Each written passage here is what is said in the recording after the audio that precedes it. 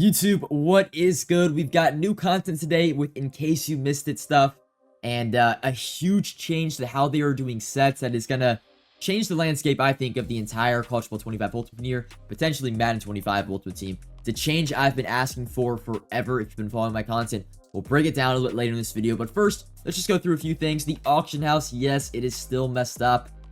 Price ranges are still pretty much locked at a little bit too expensive for each card, and that's why all these cards are min down in price.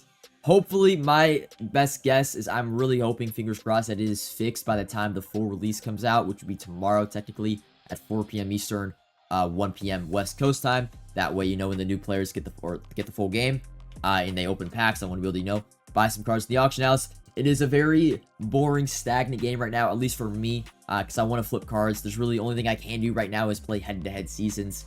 But they did add, I guess, a new game mode today in the form of house rules with the In Case You Missed the content.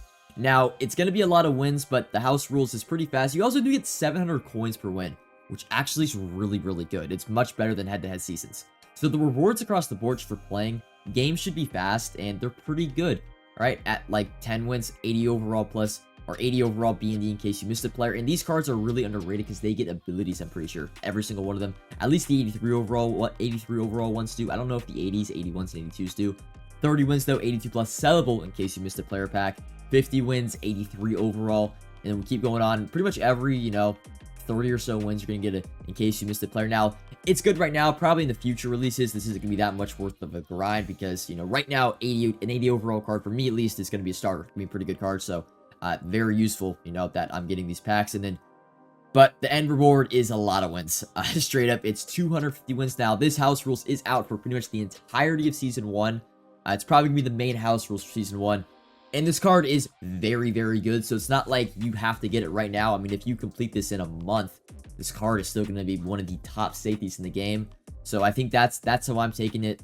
Just kind of slowly grind it out over the next few weeks, and eventually you'll get one of the best safeties in the game. He's not the fastest with only 85 speed for an 87, but again, I think he's 6'4".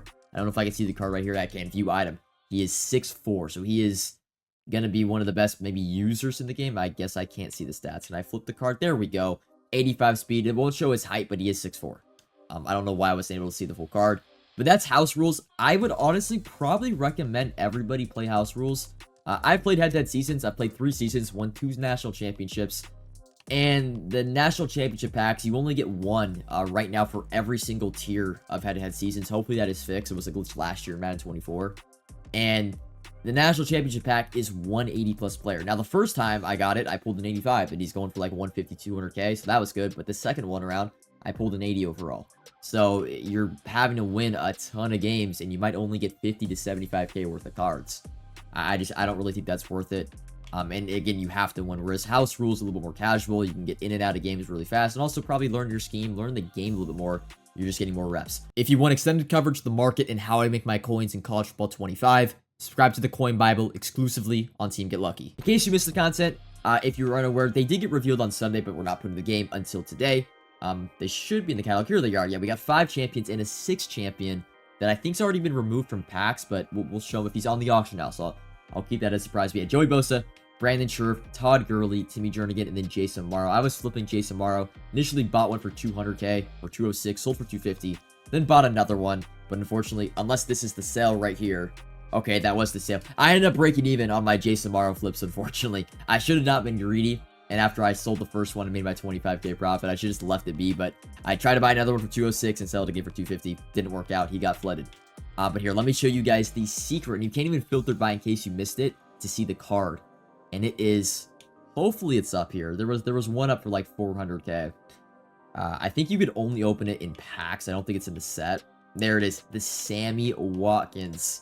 Now, I learned about this card over the beta. There were some leaks that Sammy Watkins was getting a card. I don't think this card was intended to release. Maybe it was, but it doesn't seem to be the case because he's 500k. He's clearly not in the set, which we'll get into. Overall, his card isn't like S tier, I would say, like an A tier card. 6'1", decent height, 84 speed. His route running at deep route running is also not that good. Very similar to Todd Gurley in the sense like Sammy Watkins, Todd Gurley are very popular players in my opinion.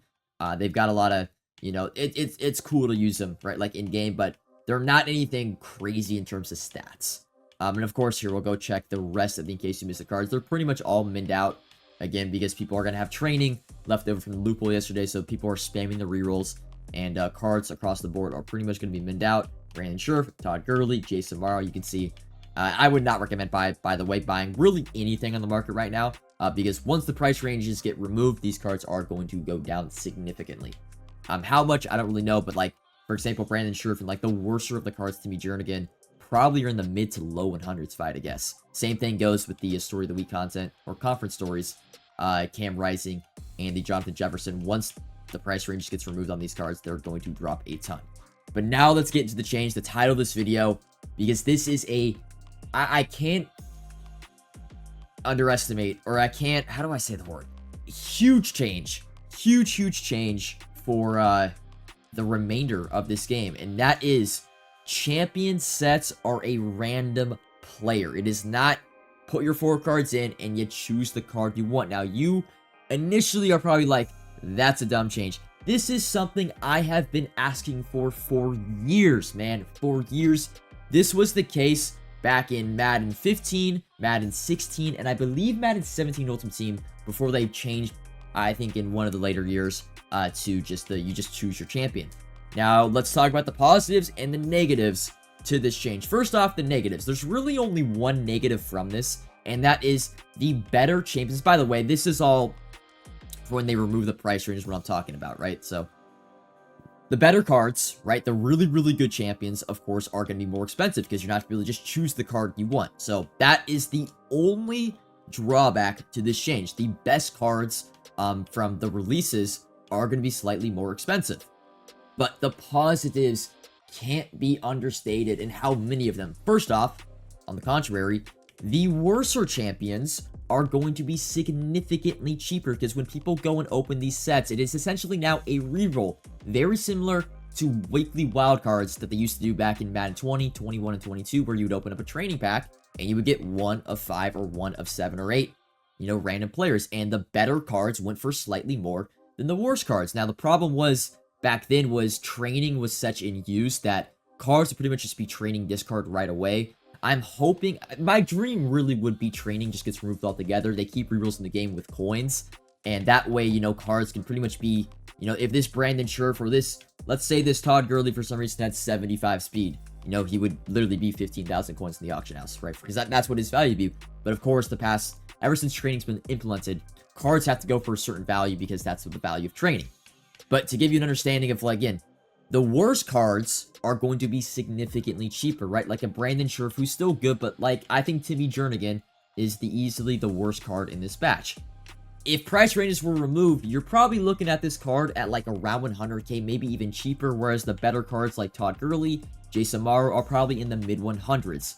I think this does a few things. One, this provides greater team parity, right? If we look back at the past few Maddens, how they do sets,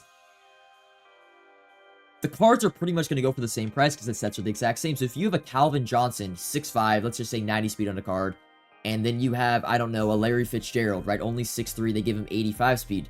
The problem is that Larry Fitzgerald and Calvin Johnson would pretty much go for around the same price. Yeah, Calvin Johnson would be 25k, 30k more, but they would pretty much be the same price. And of course, if you're a player, why would you choose Larry Fitzgerald over Calvin Johnson? Rather, right, with the random sets, Larry Fitzgerald, because he's not as good, and he's going to get pulled, or people that pull Calvin, he's going to go for more. People are going to keep more for the team. That Larry Fitzgerald, instead of, let's say, Larry Fitzgerald originally would have went for 190, Calvin 210k. Larry Fitzgerald now, because he's not that good of a card, is going for 100k, whereas Calvin Johnson is going for 250k. Now you then have an option, right? You're thinking, okay, Larry Fitzgerald isn't a bad card because he's only 100k. So I think this allows for just way better team. You're not going to see as many people just running the same exact team, I would say, because you're going to have budget cards in a way hopefully are coming back from this. That's my hope for this and how they do these sets. I really hope budget cards are coming back, because the worst thing about content the past few years was they would reveal a shit card and we'd be like, well, no one's going to use it because you knew it was going to be expensive because the set was the same. So you're always going to choose the best cards in the promo. But now, if a card gets revealed and it's not very good, it's going to be significantly cheaper than the cards that are really good. giving people, one, that don't have a lot of coins, an option for these higher overall players. Yeah, they're not super meta, but they're still high overall. And then two, you have more of a decision based on price, rather than, well, all these cards are the same. Player A is 200k, player B is 200k, player C is 195, and player B is the best one. Obviously, you're going to choose player B. When player A is 125k, player B is 200k, player C is 75k, you then have ranges of like, okay, I can go with I can make the super budget option work at 75k. I just think that change alone right there for better team parity is awesome. Again, I wish training would get removed altogether so we get the training discard price out of the way to make cards super, super cheap if they weren't good. But either way, that change alone I think is awesome for the game. Now for the gambling W change for this is that these are essentially now going to become rerolls, you would almost say. Where every single week right now we have 5 champions, in case you missed the content. We're probably going to get 2 more or 3 more or 4 more champions added to this pack next week. You now then, once again, when price ranges are removed, you can snipe these 83 overall players for hopefully a reasonable price, and you kind of have a chance reroll pack. It's very similar to flashback. Everybody loves flashback packs from Madden 15 and Madden 16 Ultimate Team, right? You would snipe elite badges, and then you would open the pack, and you would have your fingers crossed that you would pull one of the new or expensive flashback players. And if you pulled a shit one, it sucked. But of course, that shit one went for very cheap. The good ones went for a lot of coins. It just adds way more replayability to the menus. Investing wise, this is going to be awesome because I think more people are going to want to do and complete these. They're not even sets now. They're essentially rerolls. So I love this change. If you've been watching my content the past 2 years, this might have been the thing I wanted to change the most. I have been begging for random champions and sets because it was one of my favorite things to do from Madden 15 to Madden 17 was, and back then it was mainly like collectibles. You would have to snipe to complete these sets. I would be sitting there for hours with my friends sniping these collectibles and badges just to get the chance to roll a pack that had 1 of 10 cards. And, 3 of those cards I would have made 150, 200k on. The other 7 I would lose 25k to 50k. It just gives people something to do. It's not just log on, you then buy the best cards in the game because they're all the same price. You just buy the best cards in the game, add them to your team, and then you're done. This gives people something to do. It's arbitraging, but through sets now. You can now snipe these 83 overall pieces. You're going to want to invest in these 83 overall pieces and stuff like that, and the overalls throughout the year, because once the new cards get added, their demand is going to go through the roof. And I mean, shit, I'm probably going to sell some of these. I'm also going to roll some of these and try to go after the new cards.